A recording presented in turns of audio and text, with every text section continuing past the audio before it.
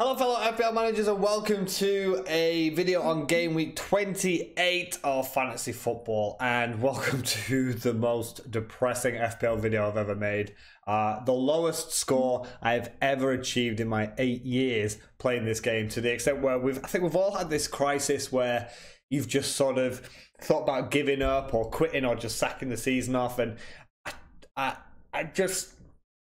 the last 3 weeks have just destroyed me, absolutely destroyed me.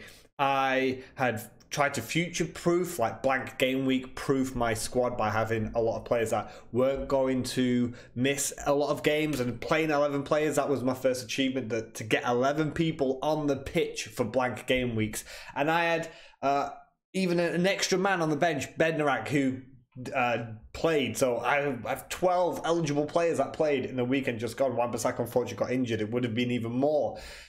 And anything, like, people will say they've got bad game weeks and things go wrong, but absolutely anything that could have gone wrong did. So my 3 Wolves players, the fact that Jota was hauled off, he got 1 point. They didn't perform well away at Bournemouth, but the fact that Jimenez, who's largely owned, scored a penalty late on. So the bad part is the Wolves players didn't keep a clean sheet and Jota hasn't returned for me yet. And then on the opposite side, I had 2 Bournemouth players in the side, and Adam Smith got 1 point. That's his first point in 3 appearances for my side, as Bournemouth have just fallen apart. They're supposed to have easier fixtures. Home against Wolves, I needed to play him because of blank game weeks, and I'd already taken the wild card. People will think that was a mistake, but when I saw the fixtures, I thought that wasn't a bad one, and the fact that they conceded a late penalty, that would have been 6 points there, or 5 points because he got booked. That didn't work out. So Wolves, Bournemouth screwed me. And then, of course, in my own predictions, which we'll review in a moment, it was then Liverpool against United. And you can see Rashford was injured but stayed on. Firmino got injured and went off. Mane and Salah got brought off, which is almost unheard of when he's playing in his Liverpool shirt for the Liverpool side. And Mane was absolutely woeful. And then you've got Pereira. I think as well, some of the results and point scoring this week have been absolutely insane. But Leicester City got smashed at home by Crystal Palace. So anything, absolutely anything that could have gone wrong for me in this game week did. And I've basically dropped about 400,000 players in the last 3 weeks. After climbing back up after the points hit, and I've -4 last week, and that was it. And then before that, nothing. I've been avoiding hits and saving up my free transfers to be rewarded in this way.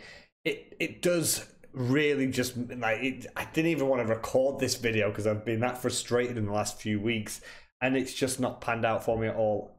But I still believe in these players, the fact that they're not going to have blank game weeks and they've got some good fixtures.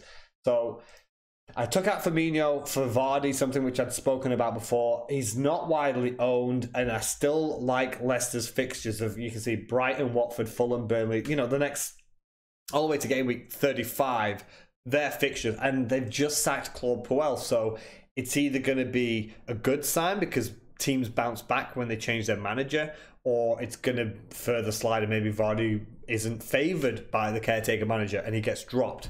But I'm thinking he's going to start, and Brighton concede goals. I still believe in Leicester there at home. And just if we look at some of the results, Watford 5, Cardiff 1 away from home. Deulofeu getting a hat-trick. And I did mention it was 1 or 2 weeks ago when he was on my watch list and I said he's going to come good again, and it was, there you go, he got a hat-trick. I would not have suggested he got a hat-trick in this game, but definitely a good player. Deeney getting 2. West Ham, that was a normal result. I said, we'll come to the review in a moment, but there you go, Spurs losing 2-1. I said avoid Son, but for different reasons. But basically a 1-1 and a 0-0 destroyed my week. And then, but I know I wasn't the only one to have a bad game because Aubameyang didn't start against Southampton and he was heavily captained. Salah, I believe, was still the most captained player. He got subbed off and just got a bonus point for a clean sheet. Leicester getting trounced at home 4-1. I think it just felt like a strange game week for results and certain players getting points. It felt like none of the top players got top points this week. So I don't think I'm the only one who's had a bad game week, but the fact that I've scored 23 points is just absolutely just outrageous for me, that is. So this is a side that is going to be playing in game week 28. Wan-Bissaka is going to be a doubt, so I'm just going to take him out anyway because it's at home to Manchester United. But I'm still looking at this side, and I'm still happy with the squad I've got. Remember, I didn't just get the squad for one game week. I slowly built this squad to have for quite a long time. And again, I'm in a situation where I'm looking at these fixtures and I'm thinking, Wolves have got Huddersfield away, Leicester's got Brighton at home, Pogba and Rashford, if Rashford is fit, away at Palace, but Palace pulling out results. I cannot predict what Crystal Palace are going to do, but there you go. And then you've got Liverpool home to Watford.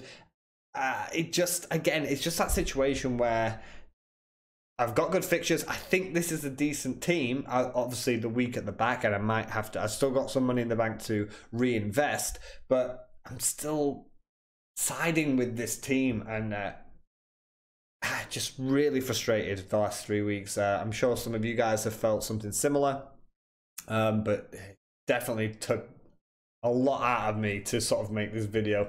But moving on, so I just wanted to just wipe that out of the way, because it's just that situation where you look at this team and it's not awful.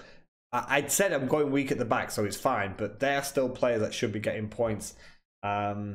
But just a really unfortunate week with a 0-0 or 1-1, and both of my strikers being injured, and one coming off early and one basically playing on one leg because he couldn't even barely move on his ankle, Rashford, against Liverpool.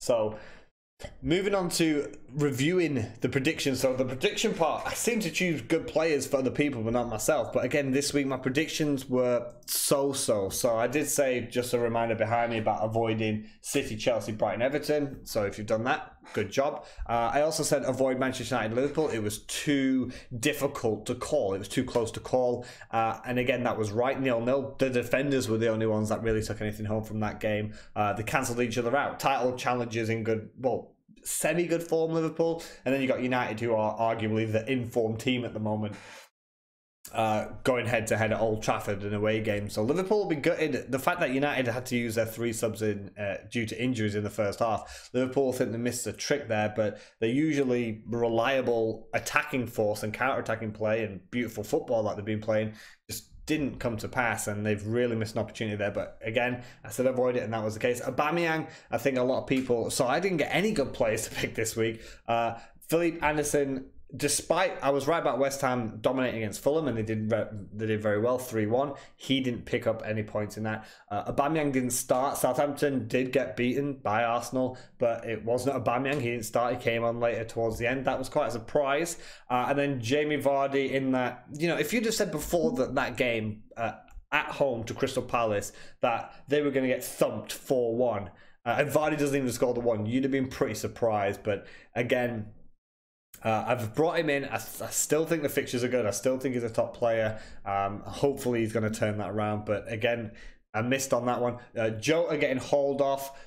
So 1-1. Bournemouth have been conceding goals for fun in the last few game weeks, and Wolves were surprisingly poor in that game. Rondon, goal and assist. When I first brought him into the side quite a while ago, when Newcastle had that first run of fixtures, people were saying, you know, he's not good enough, he won't score and stuff, but he's still doing well in those sort of lower fixtures.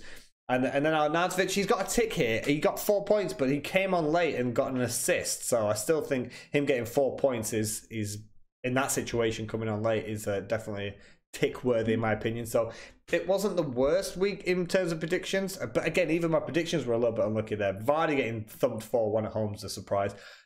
Anderson not being involved. Well, if West Ham score 3 goals and Philippe Anderson isn't involved, that's a surprise. And then Aubameyang not even starting, and Jota getting hauled off. I think it was 65 minutes. I think he was brought off. I'll just double check that. Yeah, 65 minutes when they were losing as well. And he's another for me since I brought him in.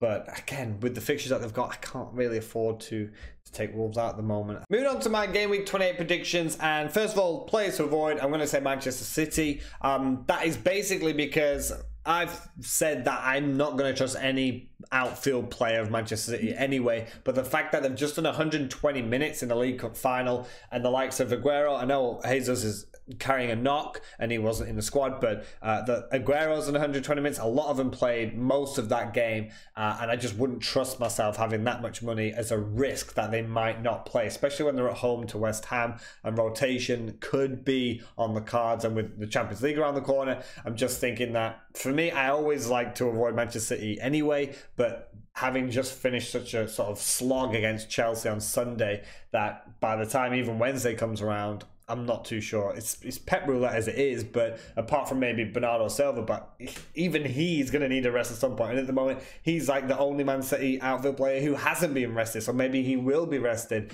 Who knows when it comes to Pep, but still for me, I would be avoiding him this week following that League Cup final. And speaking of League Cup final, you can see Kepa is on my play to avoid.